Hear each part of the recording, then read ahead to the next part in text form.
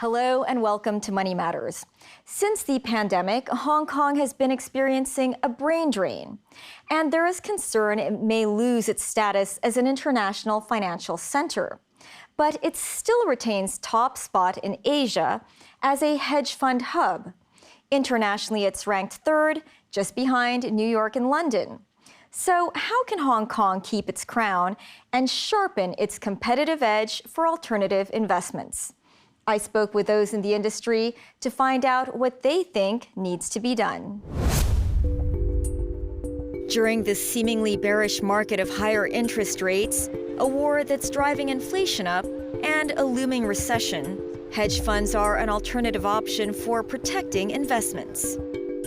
Differing from traditional investments like equities and bonds, which are seeing a rocky road, research firm Pivotal Path shows that once interest rates hit about 3%, hedge funds have historically outperformed the S&P 500 index. And when rates go down, hedge fund strategies outperform equities along the way. Currently, and in this particular period, commodity trading strategies seem to be doing very well. Macro strategies seem to be doing very well. But again, it's not just posting positive returns. I think that hedge funds can deliver. It's also losing less than some of these other strategies, and these are very tough markets. Hong Kong currently houses 431 hedge funds, 44 of which each have over $1 billion under management. Collectively, they have $184 billion of assets under management. And it's forecast to grow as the number of billionaires in China grows. From 2009 to 2012, we're talking about a growth of more than 12 times. Whereas by comparison, in the US and UK, growth is less than 3 times. Growth in Asia mainly comes from sophisticated investors increasingly turning to alternative strategies, shifting away from the traditional equities and fixed income investments with an aim to enhance higher return and diversifying their portfolios. Oasis Management has been headquartered in Hong Kong for 19 years. Philip cites proximity to the mainland, the tax system, judiciary, and regulatory environment as a few of the reasons Hong Kong continues to be their base. Access to the capital markets here, access to research, the ability to travel throughout the region, and then all the other things that make Hong Kong the leading financial center that it has been. But hedge funds are only available to professional and institutional investors. Something Michael Bugle of the Alternative Investment Management Association, or AIMA, says could possibly be made available to more investors. Some people call them high risk. I think it shouldn't be the preserve of the wealthy man or the high net worth individual. I think the bar should be lowered with care and due diligence and keep a conservative approach. But I don't see why the man on the street who is well-versed or can be well-versed does not get a chance to have a bite of the apple. Rocky Tung of the Financial Services Development Council, or FSDC, says investor protection is always the priority, even as people are looking for better returns in an uncertain market. He adds that all hedge funds are not equal. There are very good ones, there are some mediocre ones, and there are some poor ones who are taking calculated risk. So we need to make sure that the investors are not exposed fully to the last of the class. But absolutely, I think when there's a huge demand for investment managers who are managing huge money and also they have established very strong performances, and those would be the ones that perhaps investors should be allowed to have more exposure to. When investor education has reached a certain threshold where these investments are very known to investors, then perhaps that would be about the time when these alternative investments should be made more popular and more available to the market. Lisa suggests that pension funds should have more access to hedge funds, thereby indirectly giving people a slice of the pie in the same way Australians now have alternative allocations in their superannuation funds. In China, at the moment, I think commercial pension industry still is just a small proportion of the entire China's pension system. However, China is really starting to take off developing the commercial pension system provided by insurers, banks, and asset managers. And I think that has a lot of untapped growth potential with more money to come and funding retirement needs as individuals become more sophisticated and planning for long-term retirements. Aside from hedge funds as an alternative investment, Lisa says private equity and private credit are another area of opportunity for those investors wanting to diversify their portfolio as more small and mid-sized businesses in China needing capital start to grow. I think there are increasingly more regulations forcing banks to reduce their lending to certain market segments. So I think this gives rise to a lot of the private credit players, credit managers in the alternative industry to bridge the gap, to cover off those who need private capital and funding. So I think the private credit sector has a lot of opportunities ahead. But there are headwinds in Hong Kong, and not just from the markets. One reason Hong Kong is a top hub is its geographical location. But this isn't enough. The reason why Hong Kong has thrived as an international business and financial center is not only because of our proximity or geographical proximity to the mainland. It's also because we are very close to the other markets. We need to ensure that our leverage or our competitive advantage remains. And that's why the COVID travel restrictions has to be removed sooner rather than later. A sentiment echoed by Michael. So how long can we face it? I think we've probably got 3 to 6 months max before it really begins to hurt. I think you're seeing what's already begun over the past 2 years, which is a decentralization of the hedge fund model, i.e. people not just have one headquarters in Hong Kong, i.e. in Hong Kong, they will open up in Singapore and Tokyo. So it's not a bad thing for APAC, but it's not so good for Hong Kong. Talent is one of the main pillars of Hong Kong's status as a financial hub. If one pillar goes, will the rest be able to hold up? We need to make sure that the travel restriction policies are lessened, if not removed, so that our talent will remain in Hong Kong. Without talent, the financial services industry would just be an empty shell.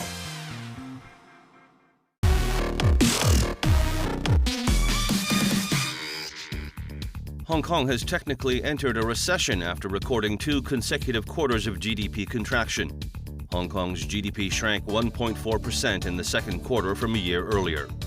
The sluggish figures were mainly due to the weak performance in external trade, as total exports recorded a decline of 8.6%.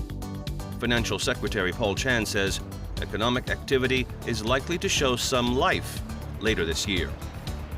If the COVID situation is largely under control, private consumption with the launch of the second phase of the consumption voucher will have increased momentum in the second half of this year. So by and large, our assessment is that the economic performance of Hong Kong in the second half would be better than the first half. The finance chief also dismissed concerns the liquidity problems of mainland developers may affect the stability of Hong Kong's banking system. He says local lenders have used prudent lending policies with regard to mainland developers. The government has forecast GDP growth of 1 to 2% for the year 2022, but Chan said the figure will unavoidably be lower. HSBC has reported a 15% drop in first-half profits. As expected, credit losses more than offset the impact from rising net interest income at Europe's biggest bank. Pre-tax profit was $9.2 billion for the 6 months ending June 30th, down from $10.84 billion a year ago. The fall was not as bad as feared and lifted its returns guidance, believing income will go up on the back of rising interest rates. The bank says it will pay an interim dividend of 9 cents per share and that it intends to revert to paying quarterly dividends from the start of 2023. Samsung Electronics' quarterly profit missed estimates after cooling demand for gadgets hit its chip division. The world's largest producer of smartphones and displays reported a less than expected 16% rise in net income. Samsung warned of weakening demand for computers and mobile phones in the second half of the year, joining the growing list of tech companies that plan to cut budgets by slashing staff or halting expansion plans. Semiconductor sales grew a smaller than predicted 24%. Only the smartphone and networking division grew slightly above expectations, 29% to 29.3 trillion won. Samsung says memory chips would be supplied from inventory given the huge amounts of uncertainty in the market. Coming up, how one village near Shenzhen made repainting art a homegrown industry. Stay with us.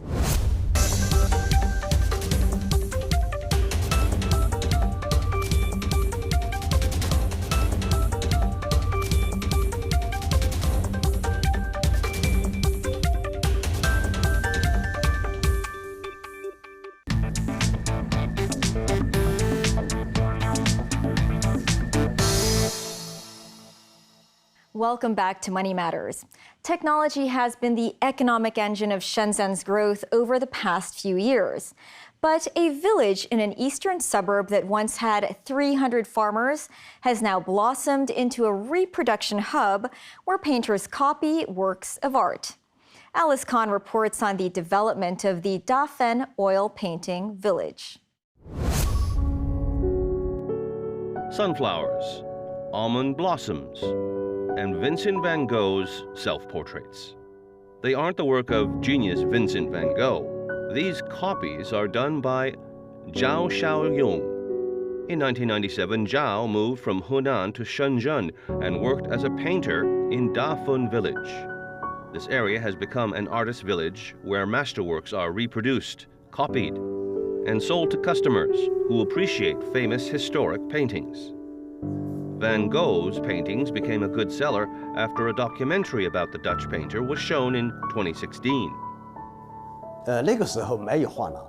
In the old days, there wasn't any workshops in Dafen village. The artists took up 2 to 3 units in some residences. They lived and worked together. Those residential buildings were usually 4 stories high. The first floor was designated for Western-style paintings, the second floor for portraits, and different rooms were also designed for different styles, different content. At the time, we received orders for over 1,000-something paintings. My students and I couldn't finish the work, so I asked other artists in the village to help out. The village is located in Shenzhen's eastern Longgang district, covering an area of 0.4 square kilometers. Dafen was originally a farming community back then. In the late 80s, a businessman started reproducing masterpieces for wholesale and export. Later on, other artists followed suit. Over the past decades, producing replicas of masterworks became Dafen's industry. Now it is China's biggest oil painting factory and trading hub. According to Shenzhen's municipal government figures, in 2020, the transaction volume of oil paintings exceeded 4.15 billion Hong Kong dollars. Zhao says many of the art workers in the village were once farmers who had lived in Dafen. They didn't receive training, but still found jobs painting the copies. The replicas are printed onto canvases in high definition. Then the art workers apply the paint onto the canvases.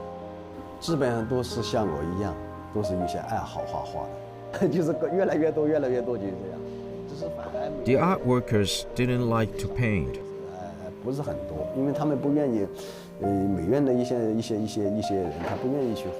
But they just kept repeating the same work. Do they feel this is not creative? Yes. At the time, it was just like a job. We never thought we were artists.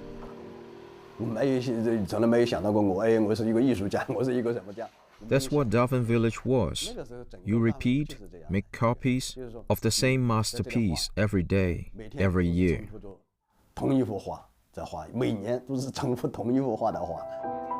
As there was a lack of trained painters in Dafen, gallery owners hired farmers, who also brought along their families to join the artwork industry. 所以说那个时候，你看梵高的画就是没有得到别人的认可。 Back then, none of the art workers cared about Van Gogh's masterpieces. 以现在来说，我是非常喜欢这个画。 Now I like this painting very much. 画的是一个低层的一些农民，对吧？就是很朴实嘛，很朴实，画出来这些都。 This is a portrait of some farmers. 说有灵魂。 His painting has a soul. 有生活的味道。 所以画的都是些农民这些手啊，包括这些表情啊。The facial expressions reflect the lives of European farmers and European culture. 这是对于我个人来说，这是我也是。 I was also a farmer. 我那个时候。 I used to work in the fields of Hunan, so I'm touched by this painting. In the mid-2000s, Dafen's replica industry boomed. But after the financial crisis, Western demand declined, and domestic buyers ordered copies of Chinese art, forcing many art workers to adapt. 这幅画就是近期，就是上个月画的这幅画。 It is my masterpiece. 就是那个时候去了这个梵高的博物馆，I painted this last month after I visited the Van Gogh Museum. 看了真迹出来的那种心情。 很多人说你蹲在这里干什么？ I looked at genuine Van Gogh's work. Many people asked me why I stuck around there and what I was thinking. 自己画了这么多梵高的画，就是很想。 I thought I had copied so many Van Gogh's works. I should have my own original work. I wanted to do this type of painting for so long. 所以说，对红色，我觉得红色就代表自己那种。 Red signifies a passion for art. Many art workers have done the same. They create their own works now instead of reproducing copies. Dafen village was once dubbed the Kingdom of the Copycats. Now it has transformed itself into a creative hub, providing jobs for art workers like Zhang Xiaoyong. 大分也是一样，在不停地在改变，是吧？只是这个。 Dafen village is evolving. 在大分举行的时候非常成功，只是那个时候政府啊。 It joined the first year of culture expos, and it was very successful. 那个时候只是把大分这里当为一个产业，就是一个艺术基地，艺术产业。 The government decided to promote Dafen as a creative arts hub.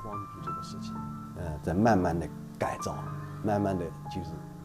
The government also gradually upgraded the art industry in the village. 然后，就是也有很多的一些人也是在慢慢的改变。 Many art workers also gradually transformed to original painters. In the past, everyone reproduced masterpieces. I did that for so long, for decades, for 2 decades. In those 20 years, you wanted to achieve a higher level. This is to do your own style. In recent years, Dafen village has undergone renovations. It positioned itself as an art, design, and creative hub. A Dafen museum was built in 2007. It showcases original works. Zhao says it encourages artists to develop different artistic styles. 只是大分分成3个等次哈，还是最多的还是。 There are 3 classes of paintings. The majority of them are for decoration. People buy a painting to decorate their homes. Another are the reproductions of famous masterpieces. High-quality replicas, which are very similar to the original works. The higher end are the original style of paintings. Now we are all looking for original works and creativity. The collectors and the wealthy go for the original paintings. They buy original design clothes. There are more people coming here to buy creative artworks. sculptures, prints, and ceramics are also found in Dafen village. It is truly an artist village. In the past, it was just oil painting and reproductions. Now it is mainly original creative works. We have artists from Beijing. They set up their studios here to sell their paintings. GBA planners have made the creative industries a part of GBA development. Culture and art will be the main economic engine for the area by 2035. In 2019, Dafen Village was ranked in the top 10 cultural hubs in Shenzhen. In the long term, the municipal government aims to develop the village as an international art hub. It is hoped that higher-end and more diverse genres of art can thrive in Dafen Artist Village.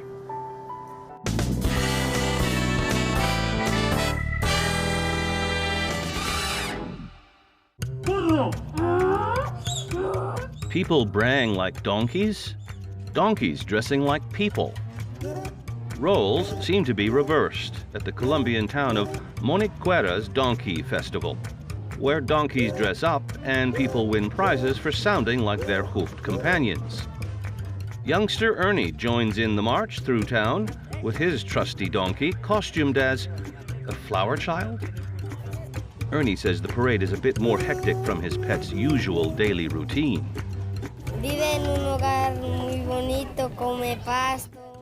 He lives in a lovely home, eats grass, sometimes runs, and does all those things. It is good for the local economy, too. Visitors flock to the party every year.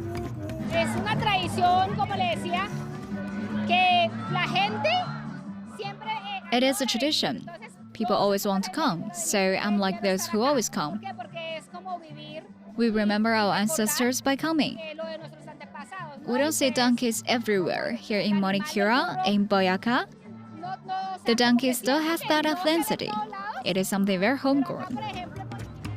Donkeys parade through the town streets, wearing costumes as varied as traditional hats, princess costumes, and pink stockings. The animals don't seem to mind, at least they're not braying in protest. Here we don't mistreat animals, we pay homage to all of them, and it's done in Moniquera. The festival honors the rural farmers of the region, who rely on donkeys for their daily work in the fields. Oh, and braying.